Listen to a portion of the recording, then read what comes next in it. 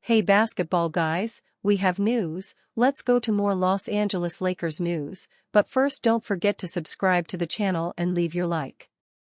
The Lakers are looking for players to strengthen the defensive court, because the attack is very strong with Luka Doncic, Austin Reeves, LeBron James, Dalton Netsch, Rui Hachimura, has provided the necessary scoring to win several games, but needs to improve the defensive system.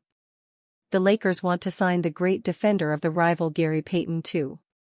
The Los Angeles Lakers have enjoyed a remarkable 2024-25 season to this juncture, as the franchise currently boasts a 35-21 record and maintains possession of the number 4 seed in the Western Conference.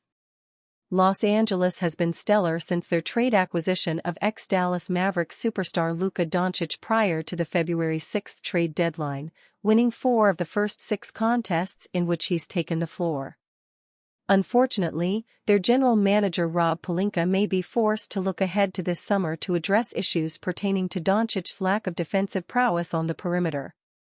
In order to solve this problem, the team's front office could end up inquiring about an explosive two-way guard and NBA champion with the Golden State Warriors, Gary Payton II. At 32 years old, Payton II could be the perfect backcourt partner to place next to Doncic on defense due to his strong frame, active hands, and unbelievable leaping ability. In the 2022 NBA Finals, Payton II proved his worth by contributing 7.0 points, 3.2 rebounds, and 1.3 steals to help the Warriors in their eventual title victory over the Boston Celtics. The talented guard is currently averaging 5.4 points and 2.8 rebounds while shooting 55.8% from the field for a Warriors team trying desperately to crawl back into the playoff picture. Over the past few seasons, Payton II has begun to give prospective franchises a sense of the production and worth that he adds to a competitive team due to his defensive intensity and high-flying capabilities as a dunker and overall paint presence while standing at just 6'2". Payton II could theoretically be an incredible partner to both Doncic and 4-time NBA champion LeBron James if he were to be picked up by Los Angeles as an unrestricted free agent. As a smart player with the willingness to do all of the little things, he'd likely guard the opposing team's best perimeter player on a nightly basis while also serving as a great screener and lob threat on offense. With his experience as a battle-tested professional and NBA champion, Los Angeles may realistically look into giving the 9-year veteran a chance to impact winning for one of the league's most storied franchises. Robert Horry says LA Lakers now have Big Four, praises forgotten star, talk about it more. Robert Horry demands respect for one Los Angeles Lakers star apart from the team's Big Three. Since the Luka Doncic trade, the headlines have praised the Los Angeles Lakers for creating a Big Three by pairing the ex-Dallas Mavericks superstar with LeBron James and Austin Reeves. For what it's worth, the trio has been nothing short of incredible for the Lakers over the last few games. They helped the team extend their winning streak with a dominant win over the Mavericks. However, amid the praise for the Big Three, former NBA star Robert Horry believes that fans are underestimating the value of Rui Hachimura on the roster. Robert Horry says Rui Hachimura is the reason why the Lakers have a Big Four.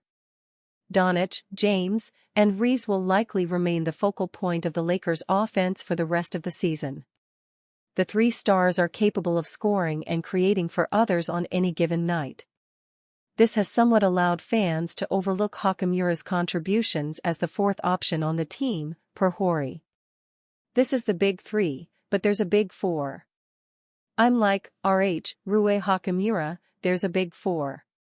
We don't talk about RH, and if I talk about this RH I'm talking about Rui, Horry said after the game. He added, you just mentioned to me he'd be playing bully ball tonight.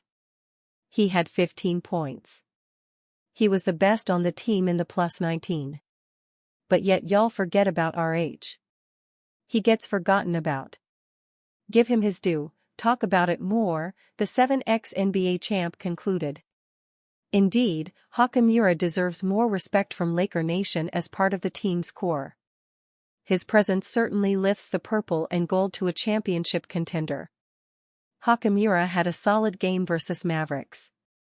As expected, the majority of the media was focused on Doncic's first game versus the Mavericks since the infamous trade. Doncic didn't disappoint with the 81st triple-double of his NBA career. Let's keep that on the back burner for a second and focus on Hachimura's performance. Rui contributed 15 points, 6 rebounds, and 2 assists in 38 minutes of playing time, all while earning a +19 ± against the Mavs. Hachimura is proving head coach J.J. Redick, who believes that the 27-year-old is capable of adjusting his game as required. He finds ways to impact the game, be it on the offensive or the defensive end of the floor. The Lakers have now improved to a 35-21 record as they continue their march toward potentially finishing as the second seed in the Western Conference.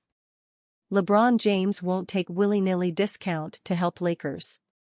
Will LeBron James help out the Lakers in the offseason? LeBron James did the Los Angeles Lakers a favor last offseason and signed for less than what he could have in hopes of helping them get extra talent. Though he was generous that time, it doesn't look like he'll be doing it this time around, according to The Athletic's Jovan Buha. 37-inch I will make the prediction that I don't think LeBron takes a discount, Buha said on his podcast. I think it would have to be with a certain player or need in mind that makes sense. For instance, if Naz Reid is willing to take the non-taxpayer MLE, I believe LeBron would consider it. Or if they're going to do a signing trade kind of similar to what they were planning to do with Klay Thompson, maybe LeBron considers that. Like, this dude's trying to buy a team once he retires. I don't think he's just looking to give up money, to be honest. The Lakers weren't able to get the substantial help they needed with James taking the pay cut, but there's no doubt that throughout the season, they've added talent with trades.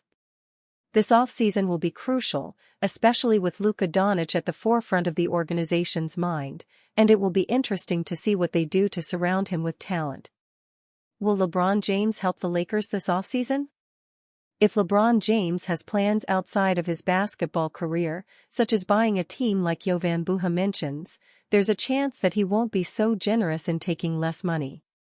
Also, with the Lakers giving Doncic the keys for the future, James could just take all the money he can get now with him not being the biggest priority in the organization.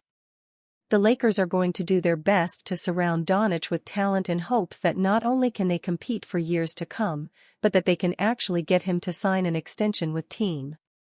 He's got to see how they build this team around him and what they do in June and July for when August 2nd comes, ESPN's Brian Windhorst said on First Take.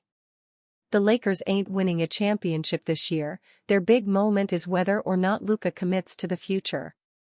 Right now, the Lakers are playing some of the best basketball in the league over 19 games, and there's a good chance that they keep the momentum going into the playoffs, where they'll be a team many don't want to face. Doug Gottlieb takes another massive shot at Lakers' LeBron James. Just when the feud between Los Angeles Lakers star forward LeBron James and sports talk radio host/college basketball coach Doug Gottlieb had died down, the coach had more to say. Gottlieb continued the conversation about James, taking another massive shot at him. LeBron's a troll. He's just punching down. It's just sad and petty. Here's someone who has hundreds of millions of dollars living a luxurious life in LA tweeting about me on his off day. This all started when James took to social media to call out Gottlieb over his rough first season coaching in college basketball. James clearly remembered the comments that Gottlieb made against his son Bronny and took the chance to troll Gottlieb.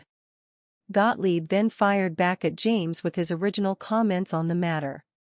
I don't think it speaks well for somebody who, like, don't you have the day off? Gottlieb said. Don't you have better things to do? My response is, Colin Cowherd told me a long time ago, don't punch down. Always punch up. So me talking trash to him would technically be punching up. And him, it's punching down. So I don't know. I guess pettiness and insecurity aren't limited to just people who aren't super successful in their field. I guess that would be my response. Things seemed to die down between the two until Gottlieb continued the beef with these new troll comments. James normally doesn't react to messages like this, but clearly, Gottlieb is someone that has gotten under his skin.